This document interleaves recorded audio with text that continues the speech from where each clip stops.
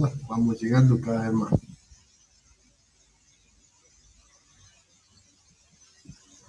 Esperen un ratito, entonces, hasta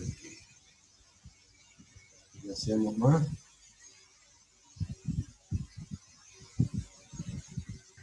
Profe, Sí. ¿después puede detallar cuáles son los temas que van a entrar en la evaluación del martes que viene? Sí, yo les había dicho que le iba a colocar, así como le había puesto la vez pasada en la plataforma, pero bueno, quería ver hasta qué tema terminábamos, como para no pasarme. ¿Mm? Pero por lo pronto, lo que tienen que tener en cuenta, en la parte práctica, tenemos desde correas hasta lo que vamos a ver hoy de engranaje. ¿Sí? Por eso estaba sacando las cuentas y hoy podríamos ver todo lo de engranaje o lo dejamos para el jueves que viene a la práctica de lo que sería engranaje. Pero en fin de cuentas, por la parte práctica, estudien todo lo que sea desde correa, acoplamiento, eh, eh, engranaje, ejes, todos esos 6 temas serían, porque en la primera parte teníamos 4 temas que eran uniones hasta soldadura, perdón, hasta chaveta, digamos. Empezábamos soldadura, desde esa parte empezamos con las prácticas hasta ahora. Sí. Y tal, sí, por ahí me dijeron, yo lo vi un poco lo que decían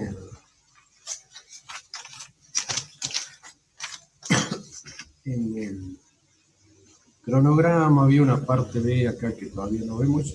Cuestiones que no hayamos visto, no se van a ver.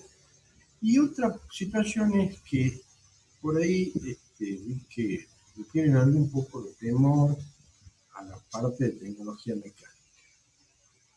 Las partes principales son las que les nombré: engranaje, correa, eje, rodamiento, cojinete y demás.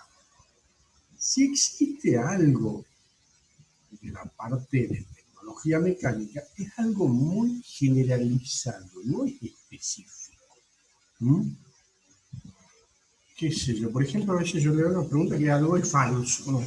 y es falso. Entonces, cuando van a responder o van a leerla y van a afirmar si realmente esa afirmación es verdadera, ¿qué se podemos poner? Que, como vemos ahora, un engranaje ha sido cepillado. Y de ahí tendrán el número de dientes, tal. Y un engranaje nunca va a ser cepillado, por ejemplo. Ese tipo de cosas así bien generalizadas, ¿qué son el fresado, el cepillado? Esas cosas bien, desde un punto de vista bien generalizado. No es nada específico. Pero ¿qué pasa? Cualquier ingeniero tiene que tener bien asumido, digamos, que las máquinas herramientas, qué cosas hacen, ¿sí? Y bueno, más con esta materia, ¿no? Pero de una forma de vista, forma de vista general, no específico. Porque si uno mira el programa, en la parte B, todo, cuando va a mirar la parte B, dice, en todo no dice, al finalizar cada capítulo, problemas, como dice la parte A. En la parte B dice, características generales. Simple, no va más allá de eso. ¿Ah? Igual yo se lo voy a poner el jueves, ¿sí? Pero quiero ver hasta dónde también llegamos, para no, tampoco no vamos a poner un tema que no hemos visto. Así que no se preocupen. El tema es que hay que estudiar y bueno, hacer los problemas. Bueno, gracias, profe. Bueno, ya más o menos estamos todos los que siempre están. Seguramente se van a adherir algunos más en algún momento, pero bueno, empecemos con la parte que vamos a ver ahora. El tema es que estaba viendo un video, como me habían dicho, por ahí se lo visualiza mejor. Y un video en donde involucraría muchos de los temas que hemos visto al último, y si vemos ese, ya como que el trabajo práctico lo vamos a tener que dejar para el jueves. ¿Mm? Así que vamos a empezar. Vamos a ver lo de engranajes. ¿Sí? Bien, ahí estamos compartiendo la pantalla. Bien. El tema de hoy, como dice ahí, transmisión por engranaje. Están bien ilustrados cómo van los engranajes, ¿sí? Es decir, engranaje se llama el hecho de que dos ruedas dentadas actúan entre sí, ¿sí? Y una transmite potencia o movimiento a la otra.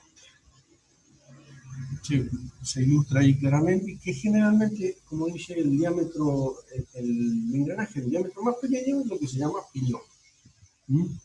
La otra, bueno, rueda de conducir. Fíjense cuál es la función principal, es transferir potencia de un eje a otro manteniendo una razón definida entre las velocidades rotacionales de los ejes. Nosotros cuando vimos correa, por ejemplo, podría en algún caso haber patinamiento, ¿sí? Entonces, no era una velocidad sincrónica entre polea y polea. Hay un pequeño, muy pequeño deslizamiento, lo hay, no hay velocidad de sincronismo. Acá sí, sí hay sincronismo. Bueno, lo primero que está ahí un poco de la cinemática en cuanto a los engranajes, cómo uno lo puede imaginar y cómo uno lo puede considerar. ¿Sí? Fíjense como que son dos cilindros y sobre la parte perimetral de uno se conecta con el otro. También existe la relación de velocidades angulares, ¿sí? que sería justamente la relación I que nosotros ya estábamos viendo. Esto un poco más de teoría en cuanto a lo que son los axoides y lo que son polos instantáneos de giro, que si bien es cierto es muy teórico y por ahí más, es mejor, está orientado para un ingeniero industrial desde otro punto de vista.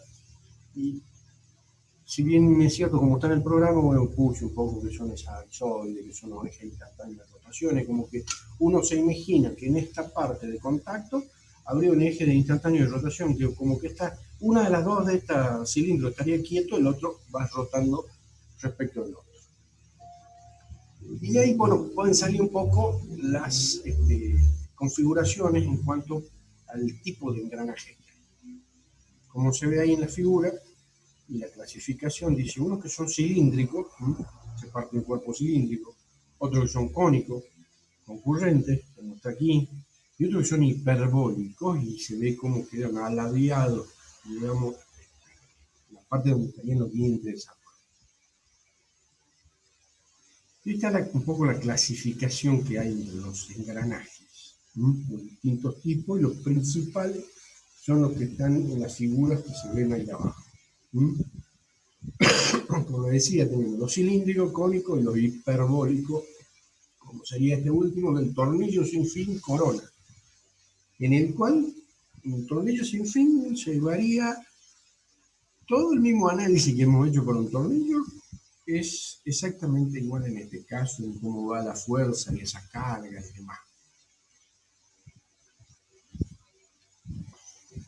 Vamos a ver la clasificación según la disposición de los ejes. Lo que yo quiero hacer siempre es, como desde un principio dice acá, transmitir potencia de un eje a otro manteniendo una relación definida de velocidad. Ahora, ¿cómo están dispuestos esos ejes? Pueden ser ejes paralelos, ¿sí? El caso este, donde hay dos ruedas dentadas, donde se ve que dos ejes coplanares paralelos. El caso más simple y es lo que se llama engranaje de dientes rectos. Se ve que el diente, digamos, tiene una longitud o un ancho de ese engranaje está en la dirección paralela. Y también se tienen los helicoidales, que son muy utilizados actualmente. fíjense que, como dice ahí, que son los dientes son cortados con una espiral que se envuelve alrededor de un cilindro. ¿Mm? Y sí, está bien, uno puede decir, no, estos son dientes inclinados, ¿sí? Inclinados respecto a un cierto ángulo respecto al eje. Ahora, como están puestos dentro de colocados, fabricados dentro de un cilindro, no es que sean inclinados, sino ya toman una pequeña forma de una hélice. ¿Y cuál es la gran ventaja de ese tipo de engranaje? Es que en este caso, el engranaje, el hecho, cuando se produce el engranaje y la transmisión de potencia, hay un solo diente que es el principal que está transmitiendo el eje. Acá no. Acá lo va haciendo paulatinamente entre los dientes, ¿sí? Y es mucho más suave y mucho más silencioso, hasta inclusive puede transmitir mayores cargas. ¿No? La desventaja es que tendría, como vimos con el rodamiento, un empuje axial sobre los ejes. Y ese empuje axial, bueno, hay que tenerlo en cuenta después en el cojinete. Bueno, de ahí vienen los no paralelos y coplanares, también en un mismo plano, pero no son ejes paralelos como en este caso, que serían los cónicos. Y bueno, en este caso, según las circunstancias, como usted ha puesto la disposición de la transmisión que quisiéramos hacer, digamos, como dice ahí, por ejemplo, acá dice, por ejemplo, cuando se conecta un motor montado horizontalmente al eje del rotor que está montado verticalmente en un helicóptero. Hablando del suceso de estos días. Es decir, siempre habría una disposición geométrica en la cual los ejes no son paralelos, que pueden estar en el mismo plano. Y en el caso que no sean paralelos y no coplanares, tenemos lo que se llama tornillo sin fin corona. Esta es una rueda dentada que se denomina corona, y este es un tornillo, y que no tiene fin. La gran ventaja que tiene esto es que tiene una gran relación de transmisión, es decir, puedo reducir o aumentar según por dónde entre la velocidad. Por ejemplo, yo entro por la corona, el desplazamiento de un solo diente hace desplazar un paso, es decir, hace girar, si el tornillo tiene una entrada, lo hace girar una vuelta el tornillo. Es decir, la relación de transmisión puede estar dada por el número de dientes de la corona. Y si hay una gran relación de transmisión, pero cuando ya en este caso hablamos del rendimiento y demás, como existe ya mucho mayor fuerza de rozamiento, fricción y demás, tienen mucho menos rendimiento este tipo de engranaje porque transmiten potencia. Relaciones de transmisión. Los engranajes, estos no es que estén en su gran mayoría, digamos, al aire, sino están entre una carcasa, a lo que se le llama reductor cuando disminuimos la velocidad y aumentamos el torque. ¿Sí? Siempre hay que acordarse, o es más fácil acordarse, como decir, la potencia es fuerza por velocidad. Siempre tiene más fuerza y menor velocidad, o mayor velocidad y menor fuerza. Y ya hablando en términos de rotación, el momento y la rotación. Entonces, cuando ya reducimos la velocidad, hablamos de reductores. Y si aumentamos en un caso la velocidad, hablamos de variadores de velocidad. Esto lo vemos un poquito después, lo último, en cuanto a las relaciones de transmisión que se pueden hacer con estos tipos de conjunto de engranaje, que se llaman trenes de engranaje, y según la relación que se pueden. Acá, esta es una situación bastante teórica que la puse porque, bueno, es fundamental la ley del engrane, que yo la voy a resumir, que en fin de cuentas, al tener el contacto entre los dientes, el hecho de engranar, las velocidades en ese punto tienen que ser sí o sí iguales.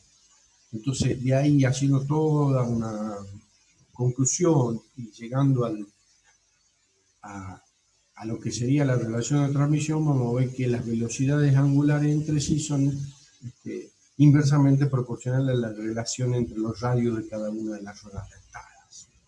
Y eso es prácticamente lo que dice la ley fundamental de Lagrange. Para no hacerla tan larga y teórica, simplemente de considerarla así. Vamos un poco ya más a la geometría de los perfiles de los engranajes. Acá tendríamos dos ruedas dentadas con engranajes rectos, perdón, de dientes rectos, como dice ahí, ¿sí? Y el punto de contacto entre el que se produciría la transmisión de la fuerza o de esa carga es lo que se llama la circunferencia primitiva. ¿Mm? La circunferencia primitiva de los engranajes. ¿Ah? Y acá lo que hemos dibujado serían como dos cilindros primitivos. ¿Mm? Y esa es una característica, un parámetro siempre a tener en cuenta en toda transmisión por estas ruedas de cable. Y como decía, ahí dice que la rueda o el engranaje o la rueda de mayor diámetro simplemente rueda, ¿sí? Y la de menor diámetro piñón. Y acá habría una relación entre que si yo considero que acá no existe resbalamiento, es decir, hay toda, en el punto justo que yo tome en esa circunferencia primitiva de contacto, la velocidad de ambos tiene que ser la misma. Al sacar toda esa relación de las velocidades, obtengo esta formulita que sería la que vemos acá, que la vamos a usar mucho, que la vamos a ver más bien en la parte práctica. La relación de transmisión, siempre que llamamos I, bueno, está relacionada entre cuanto a número de revoluciones de cada una de las ruedas, inversamente a los radios de cada una de las ruedas y a los números de dientes, que es lo que vamos a llamar Z. Z son los números de dientes de cada una de las ruedas y con su subíndice indicando cada una de ellas, ¿no? Ahora hay una cierta geometría que siempre se tiene en cuenta, ya que esto es una transmisión muy utilizada, digamos, la transmisión por engranaje. Entonces de ahí sale toda una serie de nomenclaturas y definiciones de cada uno. Como por ejemplo que dice acá, circunferencia primitiva. Es la circunferencia de contacto de los cilindros primitivos, ¿sí? En el caso de la del diámetro primitivo. Este sería el diámetro primitivo. Acá no está dibujado, pero estaría en contacto el otro diente y esa es la que llamamos circunferencia primitiva. Después está la circunferencia de cabeza, que sería, digamos, en la parte final del diente. Después tenemos la circunferencia de raíz sobre la base del diente. ¿No? Y hay una consideración acá en cuanto a la altura de ese diente. Se le llama altura, ese H1 que estaría acá, que, bueno, después lo tenemos en otra gráfica más clarito, ¿no? Ese H1 es la altura de cabeza del diente, y H2 la altura de raíz o de pie del diente, y la suma de ambas es la altura total. Que es todo es lo que dice ahí en las definiciones que están acá. Bueno, hay acá una situación. Se llama paso circunferencial, ¿sí? A la distancia entre dos lados de dientes, ¿sí? Consecutivos. Es decir, desde uno de los dientes, desde una de las caras, ¿sí? Hasta la otra, tengo una cierta longitud de circunferencia. Ese sería el paso circunferencial, ¿sí? Que es lo que se llama. Así, bueno, es un parámetro característico de todo lo que son los engranajes y las ruedas de engranaje. O simplemente nosotros le llamamos paso, ¿sí? Por ahí los ingleses también inventan otras unidades para siempre ellos complicando las cosas, hablan del paso diametral, que es el número de dientes que hay por pulgada y demás, pero bueno, nosotros más que nada vamos a medir lo que son nuestras normas y nuestro sistema de unidades, ¿no?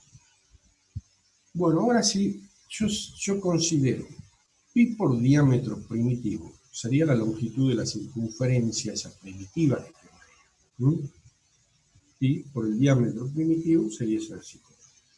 Y si como yo tenía que el paso era la distancia entre dientes, de uno y otro, pues va a ser igual al número de dientes de esa rueda por el paso circunferencial, o el paso. Ahora, voy a pasar dividiendo este pi y lo divido, digamos, al paso de esa circunferencia. Y obtengo lo que se llama el módulo. El módulo del diente va a ser ese paso dividido en pi. Este también es un parámetro, al igual que cuando veíamos lo que era el módulo de un cojinete, que dependía de ciertas situaciones o de ciertas otras variables, como la viscosidad, el número de revoluciones, la presión media que había y demás. Y es un parámetro que se considera en cuanto al diseño y a la situación que se tiene, ¿sí? Ahora, al igual en este caso tenemos ese parámetro que es lo que llamamos módulo del diente, o módulo del engranaje directamente. Y como había obtenido esa relación de esta ecuación, ¿sí? En fin de cuentas resulta que el diámetro ese primitivo, donde se supone existe el contacto y la transmisión de esfuerzo entre ruedas dentadas, va a ser igual al módulo por el número de dientes. Esto lógico que, como decía, se deduce de esta fórmula y de la definición del módulo. Ahora, ¿qué pasa? Cuando se ponen dos ruedas dentadas en grana, tiene que haber una situación geométrica para que no se produzca el acuñamiento, es decir, no pegue un diente contra otro, ¿no? O cuando estén rodando, la punta del diente pueda pegar en la raíz del otro y demás. Siempre tiene que haber una serie de directrices geométricas como para que eso ocurra. Y de ahí, fíjense, si uno dice el diámetro exterior va a ser igual al diámetro primitivo más 2 veces la altura de cabeza del diente, reemplazando y demás. Entonces de ahí salen los dentados normales, que siempre se construye que esa altura de cabeza, esta H1, va a ser igual al módulo, o en la generalidad de las situaciones así. Y tienen estos valores como están acá, que H1 prácticamente es 1 más veces el módulo, la H2 es 1,1,3 y demás. Otros valores también pueden fluctuar dentro de ciertas situaciones, pero creo que nosotros tomamos lo que, a fin de cuentas, lo toma la IRAM, que es de la DIN 870, que siempre toma que la altura del pie, ¿sí? de la base hasta la circunferencia primitiva de ese diente, es 1,2 del módulo. Como dice aquí, altura del pie, 1,2 del módulo. Después, si yo considero entonces la altura total, si ya tenía que esto era la altura de cabeza era el módulo, tendría que H vale 2,2. Ahora, como les decía, para que siempre exista, no choquen directamente los dientes entre sí en el momento de engranar, siempre tiene que haber juego, y de ahí surgen todos estos valores como están acá. El espesor del diente, eso medido en la circunferencia primitiva, B, como dice ahí, el juego, ¿sí? O el hueco del diente, entre una a otra, que teóricamente es igual al espesor, pero en la ejecución práctica, a los efectos, como dice justamente ahí, en el efecto de evitar calentamiento, corrosamiento, inexactitudes, tanto en su construcción y montaje como en su trabajo, siempre esto es mayor que ese espesor del diente sobre la circunferencia primitiva. Ahora, ¿cómo se hacen teóricamente los perfiles de estos dientes? ¿Qué forma tendrían, digamos, la parte del perfil o de esta curva que tendríamos del diente? y surge de lo que se puede hacer en teoría con lo que se llaman las curvas cicloidales, ¿sí? O los perfiles envolvente o involvente. ¿Y cómo serían esos perfiles? Bueno, uno de ellos es cuando se produce la curva cicloide. ¿Qué sería el cicloide? Cuando yo tomo un círculo, el generador me dice, imagina un círculo, o imaginemos un cilindro que roda sobre una recta. Y al hacerlo girar, digamos, está marcado este punto A', A2', perdón, no. Al hacerlo girar, digamos, a este punto C, sí, que yo digamos, al hacerlo girar el rodillo sobre esa recta, obtendría lo que sería este otro punto y esta parte me daría el perfil del viento. Este sería una epicicloide cuando se gira un círculo sobre la parte exterior de una circunferencia, o la hipocicloide cuando se gira un círculo sobre la parte interior y demás. Existen todo este tipo de teóricos de perfiles de ese diente y cómo termina ese flanco. Otra situación es lo que dice ahí, que, bueno, para no entrar tanto en detalle, el envolvente de círculo que se obtiene según una situación geométrica considerando las disposiciones de una recta y trasladándola sobre diversas partes que uno divide dentro del círculo, y me da lo que sería el perfil del diente involuta, o envolvente. Todo esto, ¿cuál es la situación? Es que uno en teoría lo que hace es considerar geométricamente cómo va a ser el perfil para que dentro de esa situación de engrane sea lo más suave posible y exista siempre una transmisión de fuerza no brusca. Y bueno, esto sería algo teórico, pero que actualmente, como le decía, hemos empezado recién, el trazado del perfil del diente, antes era hacer todo el dibujo y más y considerarlo, pero ahora ya directamente, ¿quién hace la máquina herramienta que más se utiliza para hacer rueda dentada? Es la fresadora, y utiliza una fresa, o el tallado, que sería lo que sería el mortajado. Y bueno, y actualmente ya son a control numérico, ya inclusive uno pone el valor del módulo, del diámetro, de esos parámetros que estábamos hablando y demás, y la fresa directamente hace el trabajo y lo realiza. Bueno, hay otra situación que es lo que se llama la línea de engrane. Nosotros considerábamos que en principio teníamos una línea de contacto solamente acá en la parte de la circunferencia primitiva. En realidad, cuando se van rotando, digamos, desplazando en el engranaje, digamos, siempre va a haber un contacto, se va a ir desplazando esa línea de contacto en ese perfil del diente, y de ahí surge lo que es esa línea de engrane, que siempre tratamos de que sea una línea suave y una transmisión suave entre cada una de ellas. También sería, en este caso, cuando serían los perfiles según como uno lo hace teóricamente a esos perfiles, si es cicloidal o envolvente. Y también tenemos la línea de engrane, que sería, en el caso acá en lo que es el cicloidal, como que acá cambia la concavidad de la curva en cuanto al perfil del diente, y aquí no, directamente tiene una sola concavidad.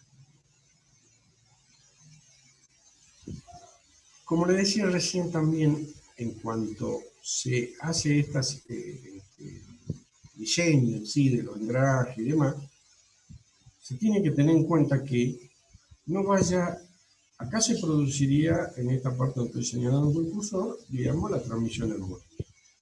Pero no puede haber interferencia, es decir, no se choquen entre sí otras partes de los dientes. Y hay lo que por ahí se encuentran muchos libros que hablan de los perfiles normales o corregidos. Pero los normales, lo que hablábamos recién, lo que sería teórico, a partir de que uno lo obtiene dentro de las determinadas curvas y demás.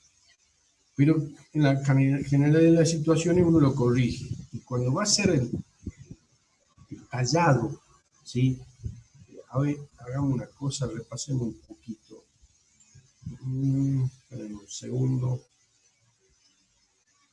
Eh,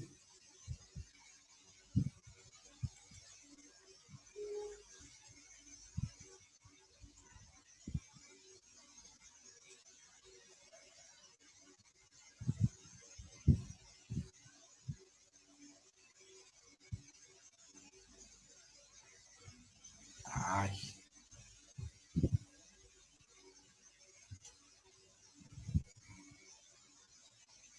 no, en este apunte verá.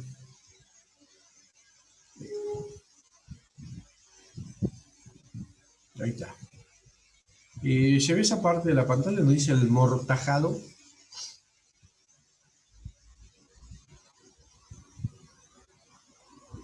¿Se ve la parte esa?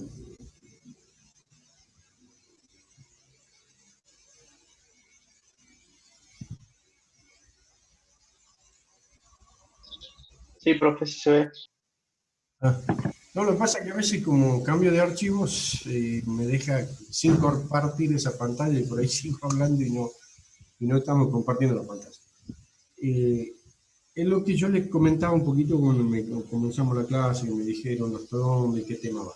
Son situaciones generales que uno tiene que tener en cuenta de lo que es tecnología. ¿Cómo se hace ese diente? Bueno, principalmente con una fresadora. Ahora, también está esta forma de hacerlo, ¿sí? Con lo que se llama el mortajado. Se utiliza este tipo de herramienta, ¿sí? Matriz, lógico que va a tener mucha mayor resistencia mecánica que la pinza base que tendremos, ¿sí? Y podemos hacer la forma de los dientes, ¿sí? Mediante lo que se dice en este caso sería el mortajado, ¿sí? Que algunas veces se le llama el tallado. Entonces, en fin de cuentas, cuando estamos compartiendo, cuando queremos hacer la corrección para que esta situación no suceda en cuanto al contacto por otras partes de los dientes, se desplaza como esa cremallera y se lo hace con algo mayor de profundidad. Y esto, bueno, ya un poco más entra en lo que es la fabricación y demás, cuanto el desplazamiento que se toma para esa cremallera para hacer y hacer la corrección. Como dice, una corrección positiva evitará el tallado y el apuntamiento al revés.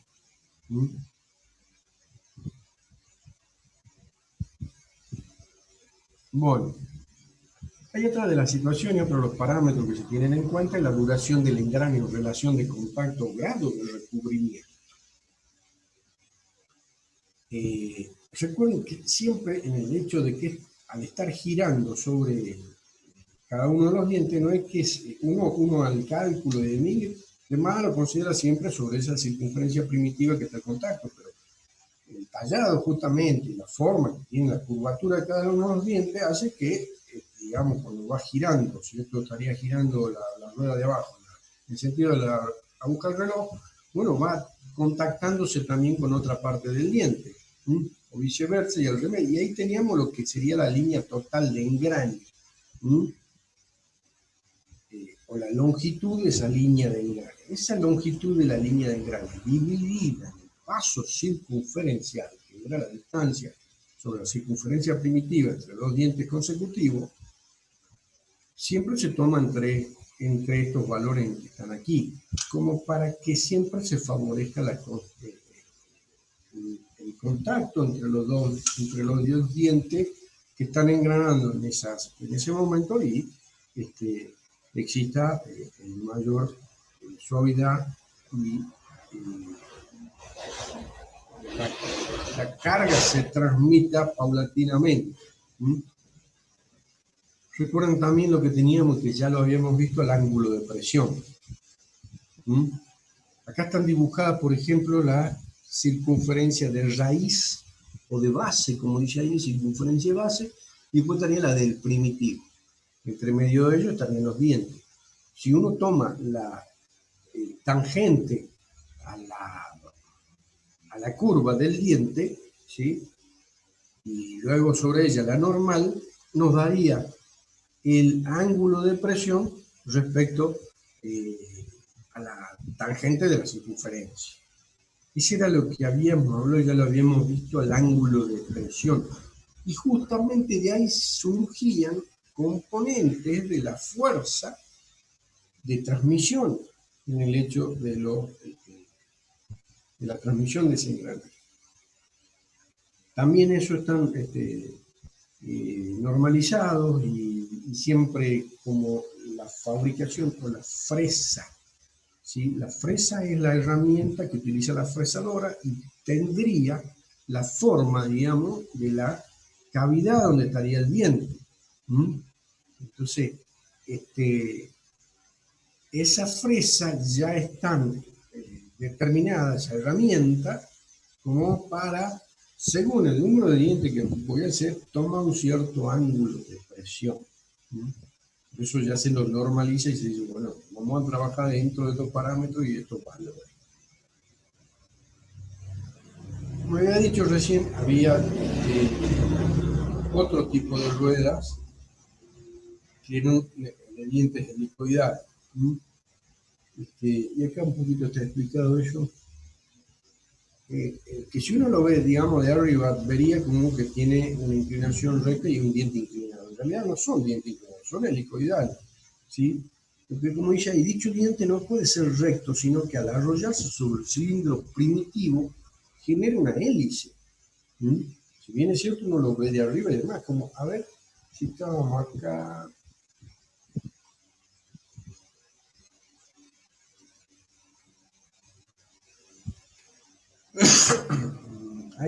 Ahí, como que la rueda dentada, como al ser de mucho mayor diámetro, se la ve como que los dientes serían rectos, pero no son rectos, sino son helicoidales. Cuando ya se achica un poco esa rueda, se ve acá la forma, cómo va teniendo la forma de una hélice, los dientes para engranaje helicoidal.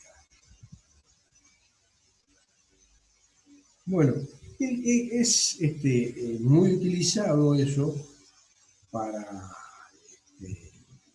siempre en el caso de los dientes helicoidales, como que siempre va a haber dos dientes que están transmitiendo el esfuerzo, ¿sí? y el momento torsor. Como que en el recto habría uno solo, en el helicoidal, por dada su forma, su geometría, termina siempre como dos dientes transmitiendo el esfuerzo, y ahí por eso pueden ser como que se puede transmitir mayores cargas, son más silenciosos, con la desventaja que genera cuando uno toma una fuerza normal entre los perfiles o los dientes, genera una componente axial, es decir, en el sentido del eje, y eso hay que considerarlo en los cojinetes. Y el cálculo en sí, o las consideraciones sobre un engranaje helicoidal es lo mismo.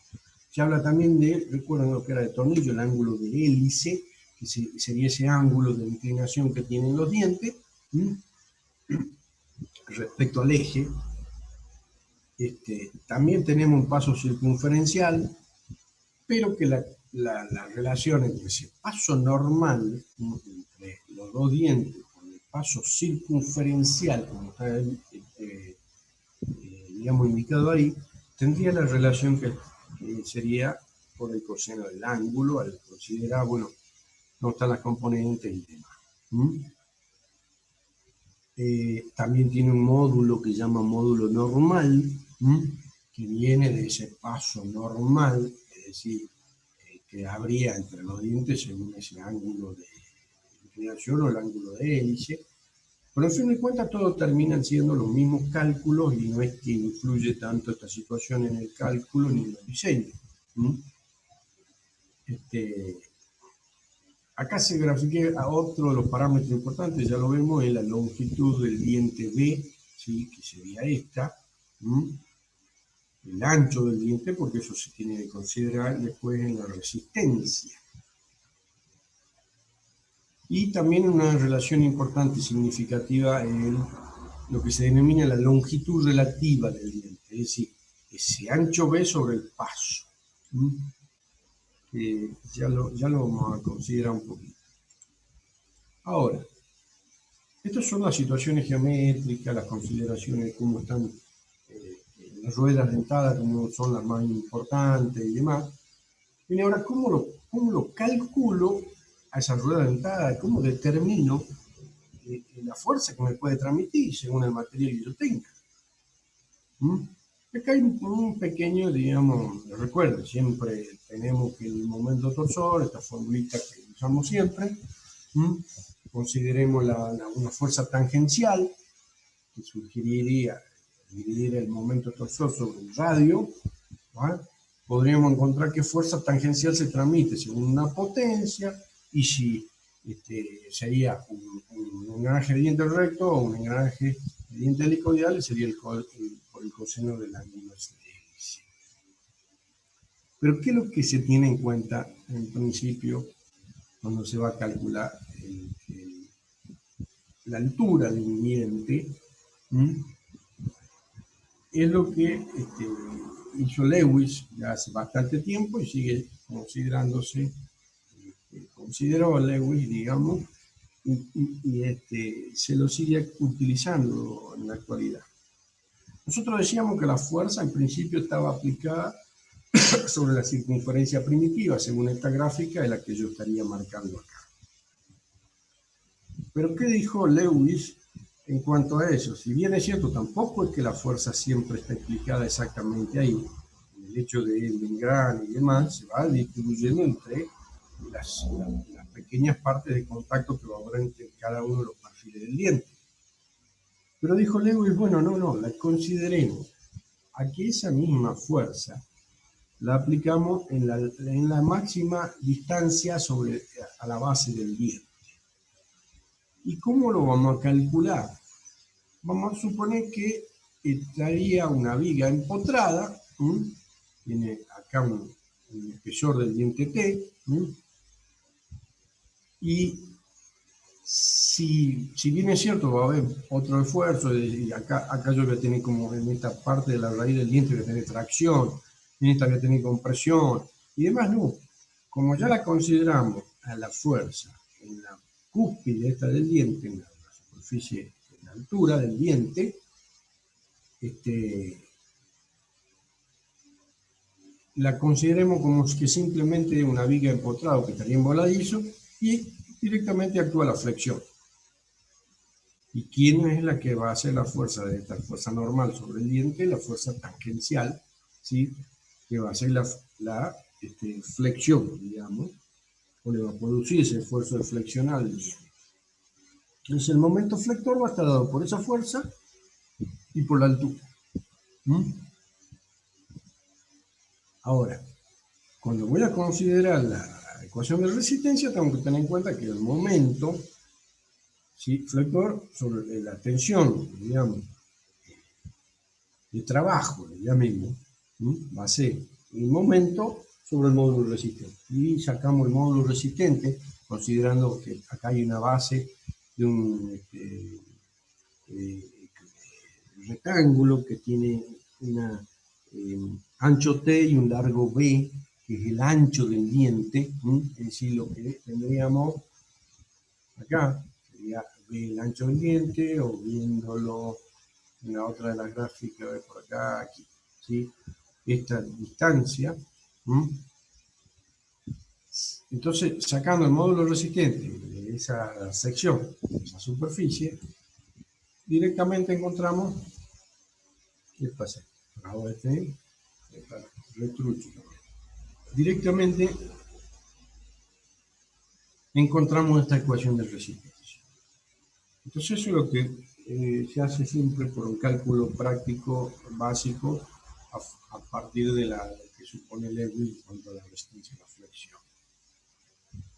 Ahora, nosotros consideramos que TCT, o bien está un poquito más adelante, no recuerdo haberlo dicho, está un poquito antes de la teoría, ese T o ese espesor de diente, en la mayoría de los casos viene a ser como un cuarto, quinto de la altura, o bien un 0,8 de la altura del diente. Además, la DIN 70 decía que la altura del diente era el módulo más la altura de la raíz, que era 1,2, me quedaría que 2,2 del módulo. Si reemplazo todos estos valores y aproximando y demás, tendría que la tensión admisible va a ser igual a 10 por esa fuerza tangencial sobre el espesor del engranaje, o el ancho, mejor dicho, del engranaje y el espesor del diente. La altura, la longitud de la base del diente, ese T, o espesor del diente. Ahora, nunca tampoco, todavía no hemos hablado de la qué tensión iría aquí, pero lógico que hay que tener en cuenta que siempre hay una carga cíclica, ¿no? En el momento que está engranando sobre ese diente se le hace la fuerza, después deja de actuar, actúa el que sigue y demás, pero al fin de cuentas es cíclico.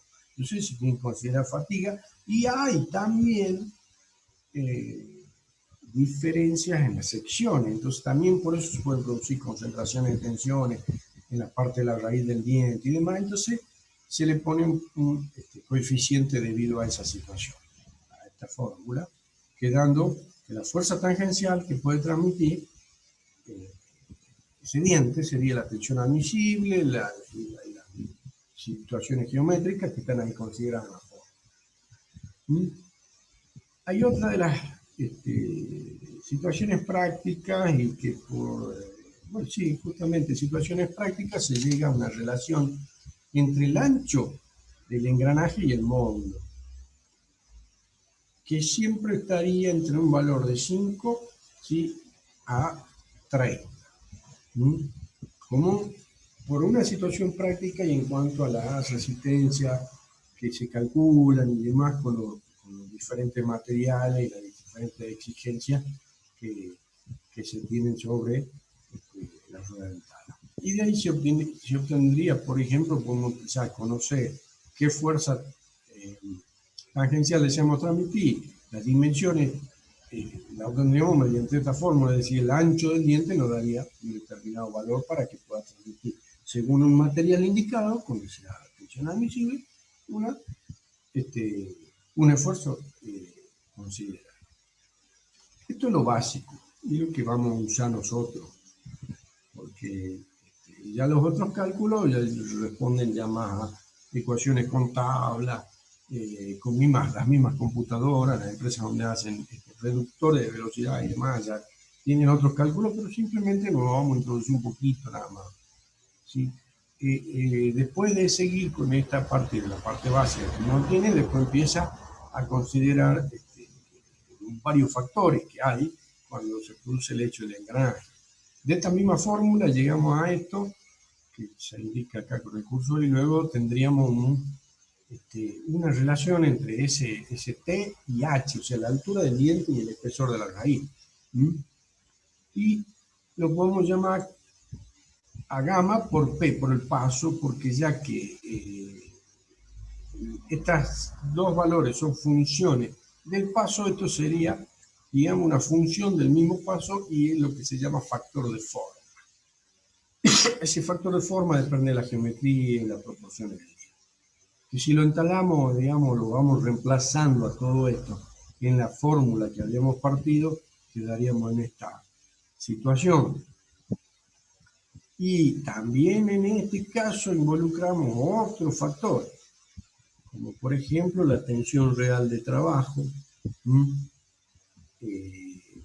Después otro factor que tiene en cuenta la carga y el servicio, y que todo ello se hace, se puede obtener mediante tabla o bueno, ya con los cálculos, como le decía, ya con computadora y demás, y también se tiene que tener en cuenta la velocidad, ¿sí?, periférica que habrá entre los dientes.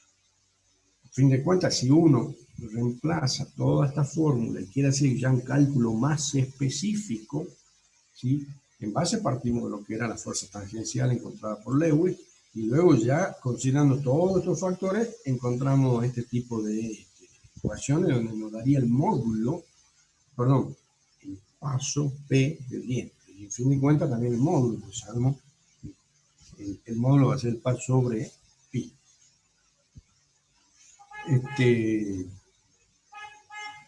También hay para engranajes cónicos y demás, cuando se toma en cuenta esa relación que habría de curvatura, si son engranajes cónicos rectos o engranajes cónicos helicoidales con este factor de forma, ¿sí? Y el ángulo de inclinación cuando son helicoidales. Bien, eso ya es más, un poco más específico, pero cabe que lo tengamos en cuenta para que, no, digamos, si bien es cierto, lo que vamos a tener en cuenta nosotros, cómo calculamos la resistencia de ese engranaje, de ese diente, bueno, utilizamos básicamente, si se quiere, se hace un cálculo más profundo, se empiezan a considerar todos los otros factores, el factor de forma y demás, que están en todas estas tablas que puse por ahí, como para, digamos, considerar de cómo sería un factor de forma para la rueda dentada, el diente helicoidal, dice. Y si tienes un perfil devolvente, y si tiene el número, bueno, virtual se llama cuando son los helicoidales, es decir, uno puede contar el número de dientes virtuales considerando toda la hélice, a ver si se ve un poco la figura, toda la hélice de del, del desarrollo que tendría sobre el cilindro, ¿sí? No es para tanto considerar todas estas situaciones, simplemente para tenerlo en cuenta.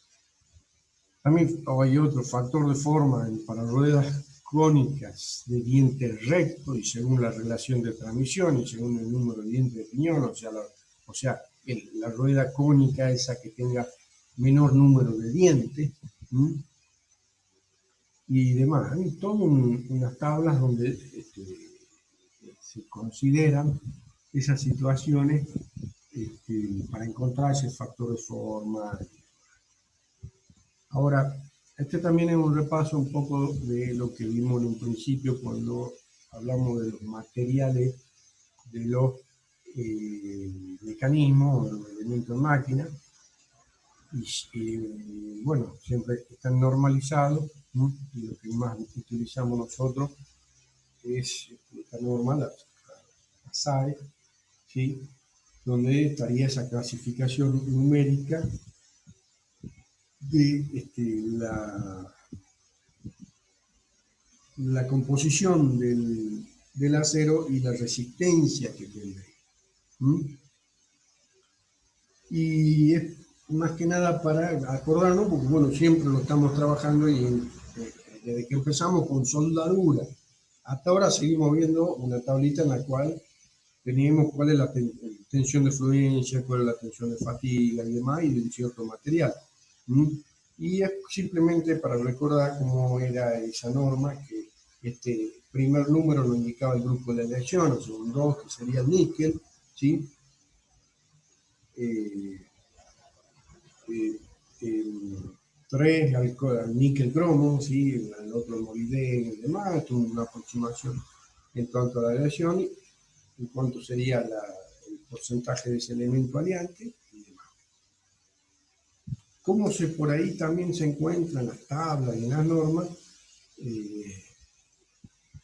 no es que tenga una me preguntó acerca de qué sería, por ejemplo, un 2315, ¿sí? Y en realidad, bueno, es el 2 indicaba el níquel y el 3 y dije que tiene aproximadamente un 3% de níquel. Y bueno, tiene 0,15% de carbono. Ahora, ¿por qué tanto esto? Nos ponemos a ver, che, ¿por qué vamos a utilizar 4140 de porcentaje y demás? También esto es un repaso de lo que le hace cada elemento aliante a la aleación. Uno no requiere que uno para ciertas condiciones, ciertos usos de estos acero, tiene que tener ciertas particularidades. Entonces, decir yo voy a utilizar un acero que tenga más molibdeno del necesario, me puede producir otro, como por ejemplo, se forma carburos de hierro, ¿no? Y se disuelve en ferrita, que era un componente considerado en mineralogía, ¿sí? Dando al acero propiedades de dureza y tenacidad. Y yo no quiero por ahí tanta dureza, sino quiero que sea más maleable, por ejemplo, que sea dúctil. Entonces no tengo que usar un gran porcentaje en esto, ¿sí? Entonces, por eso, como por ahí le pongo algunas de las características que se tienen con todos estos elementos que se agregan a las lesiones. ¿Por qué lo vemos tan preciso decir 7-0, o sea, 3.240 que dice ahí? Es porque justamente es para las condiciones que uno lo quiere usar, y en las situaciones que uno está sometido o el esfuerzo en los que debe actuar. Como por ejemplo hay dos elementos también, que el fósforo y el azufre, que son los que nunca tienen que